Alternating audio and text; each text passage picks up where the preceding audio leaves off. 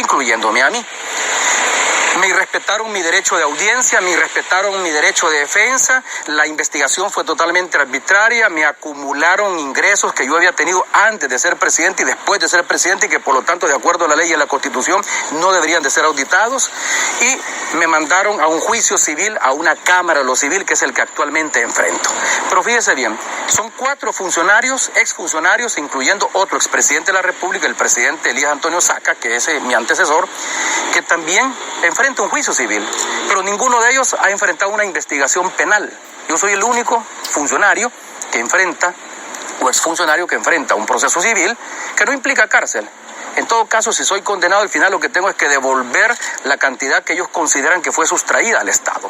Yo presenté pruebas de descargo para demostrar que esos recursos tienen un origen lícito, que no provienen de las arcas del Estado. No obstante, la Corte Suprema de Justicia no los aceptó y me mandó a juicio civil.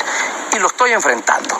El proceso judicial se mantiene, pero soy el único que ha enfrentado una investigación penal. Soy el único que le han allanado su casa y soy el único al que le han decomisado sus bienes, que son los que yo pensaba trasladar acá para radicarme acá, y voy a explicar por qué razón pensaba radicarme acá, que es fundamentalmente por razones de trabajo.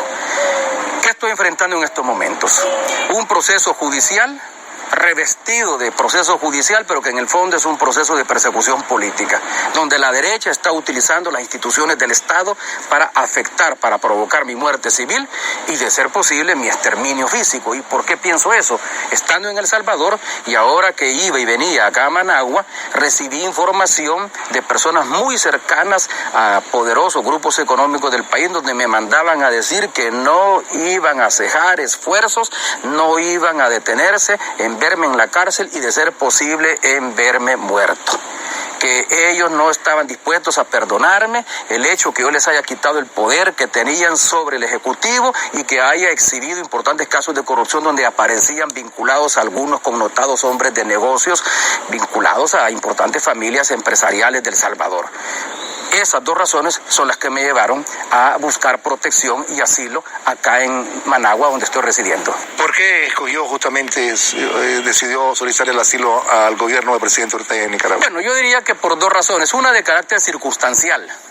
En El Salvador, a raíz de el proceso por enriquecimiento ilícito que se inició en mi contra, perdí un contrato de trabajo que tenía como consultor con un emergente medio de comunicación en el país, particularmente con un grupo mediático que tiene un canal de televisión, una radio y un periódico digital de amplia difusión. A raíz de la acusación que se presentó en mi contra, me cancelaron el contrato. Entonces yo tuve que buscar nuevos derroteros. En El Salvador, como en muchos países de América Latina, un expresidente de la República no goza de pensión. Nosotros no tenemos ninguna pensión. Una vez dejamos la presidencia de la República, dejamos de tener los ingresos que provienen de nuestro cargo público. Yo tengo que buscar cómo sobrevivir, cómo mantener a mi grupo familiar. Al no tener ingresos en El Salvador, decido buscar nuevos derroteros afuera. Yo creé una sociedad con uno de mis hijos, con mi hijo mayor, de consultoría, para consultoría de imagen corporativa, medios de comunicación y también algunos temas que fueron de mi dominio por mi ejercicio presidencial, como es el tema de la integración centroamericana. Vine acá a Nicaragua a explorar la posibilidad de adquirir un trabajo en un país que me agrada y del cual fui muy cercano durante mi ejercicio como presidente de la República. Encontré trabajo, logré arraigo laboral. Entonces hay una razón de carácter circunstancial. ¿Por qué en Nicaragua? Bueno, porque aquí estoy trabajando, porque aquí estoy residiendo, porque aquí he trasladado a mi grupo familiar. Pero ¿por qué también? Porque este es un gobierno democrático que respeta la Constitución, y la Constitución nicaragüense le da la facultad al Estado de Nicaragua, al gobierno de Nicaragua, para que aquellos que se consideren perseguidos políticos por razones de filiación política o por haber luchado por la democracia, por los derechos humanos, por la justicia social, y porque se consideran perseguidos no necesariamente por el gobierno en turno, sino que por poderes fácticos, como es el caso mío, puedan acogerse a la protección que brinda el gobierno nicaragüense.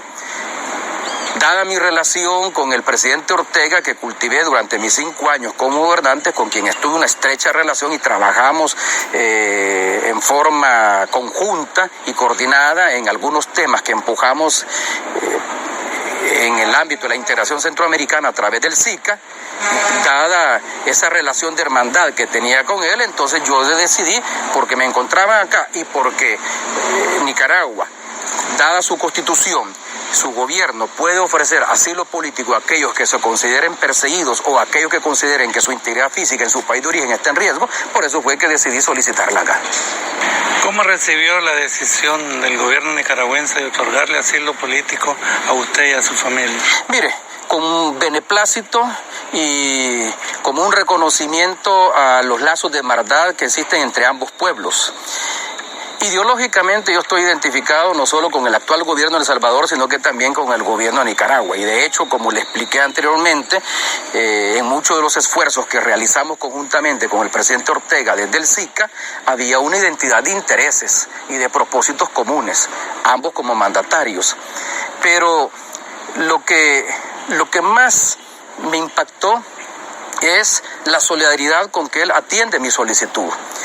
Estando en El Salvador, el fiscal general de la República, 2 o 3 semanas atrás, dijo que él tenía información de inteligencia fiscal de que yo estaba solicitando asilo político. Y yo le respondí a través de las redes sociales que yo no había solicitado asilo en Nicaragua ni estaba tramitando ningún asilo en Nicaragua, porque no mentí en ese momento. De hecho, no lo había hecho ni lo había considerado. A raíz de la manera como se llevaron a cabo los allanamientos a mi casa, a raíz de la forma como confiscaron mis bienes que pensaba traer acá para radicarme en Managua, a raíz de la manera como se han conducido las investigaciones penales en mi contra, a raíz también de ese proceso que inició el año pasado y que inició la sección de probidad de la Corte Suprema de Justicia, una corte totalmente cooptada por la derecha en El Salvador. A raíz de eso es que yo hago algunas consultas con mis abogados y es que tomo la decisión de pedir el asilo político. La decisión la tomo el 31 de agosto, la solicitud la mando el 1 de septiembre y afortunadamente el gobierno pues respondió en una forma expedita a mi solicitud. Hay quienes han dicho asilo express. El gobierno nicaragüense es soberano en el otorgamiento de asilos, no le tiene que pedir permiso a nadie. Si las razones expuestas ante las autoridades nicaragüenses son razones que ellos consideran fundadas y de peso, yo expresé entre las razones que solicité que me concedería un perseguido por mi filiación política, por lo que había hecho durante mi gobierno en 5 años, por los cambios que había provocado en El Salvador, que habían generado una especie de vendetta política de parte de la derecha salvadoreña. Y además, porque tenía fundadas razones, tenía suficiente información para considerar que podía estar en riesgo si regresaba a El Salvador mi integridad física.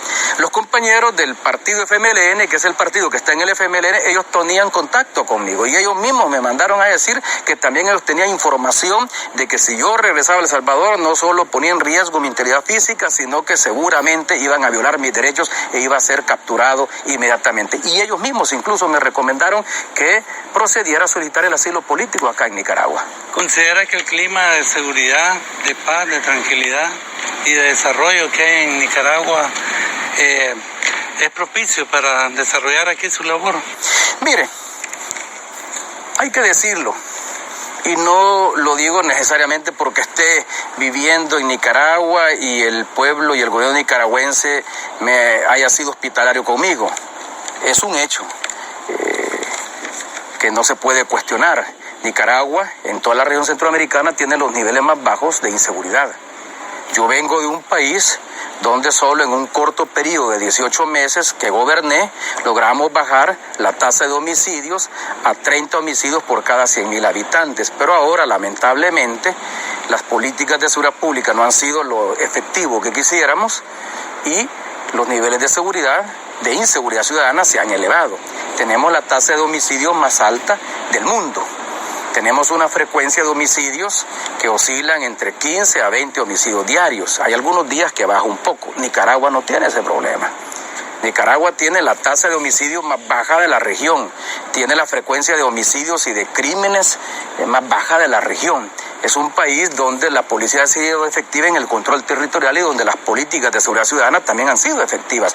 De hecho, estando en el gobierno, yo propuse que el Triángulo Norte, que está integrado por Honduras, Guatemala y El Salvador, tres países que compartimos más o menos los mismos niveles de inseguridad ciudadana, que nos vemos golpeados por el crimen organizado y por las pandillas, por el fenómeno de las pandillas, viniéramos a conocer la experiencia exitosa de Nicaragua. Y me parece, y lo digo con toda sinceridad, que es un error que no se incluye en ese esfuerzo el Triángulo Norte a Nicaragua. Hoy El Salvador, Nicaragua, Honduras y Guatemala acaban de firmar un acuerdo con el gobierno de los Estados Unidos para garantizar la seguridad de la región.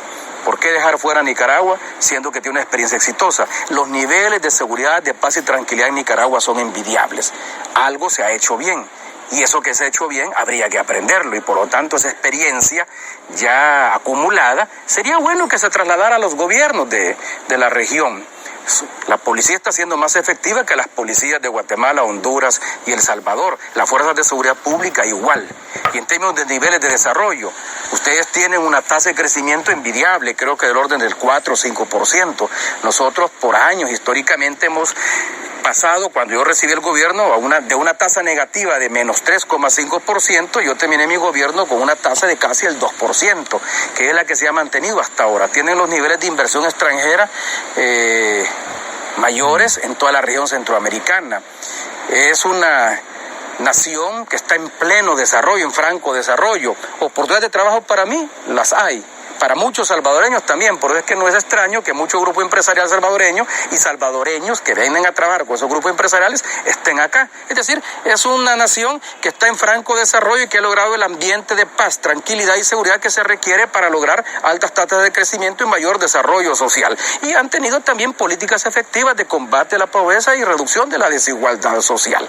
Eso es envidiable, es una experiencia que había que asimilarla. Ahora, estoy acá no porque sea el país más seguro. Estoy acá no porque sea el país con las mayores tasas de crecimiento de la región o las mayores tasas de inversión extranjera. Estoy acá sencillamente porque es un país solidario cuyo gobierno me ha dado hospitalidad y me garantiza la protección que yo requiero para asegurar la integridad física mía y la de mi grupo familiar. Muchas gracias, presidente. Nosotros continuamos con el programa.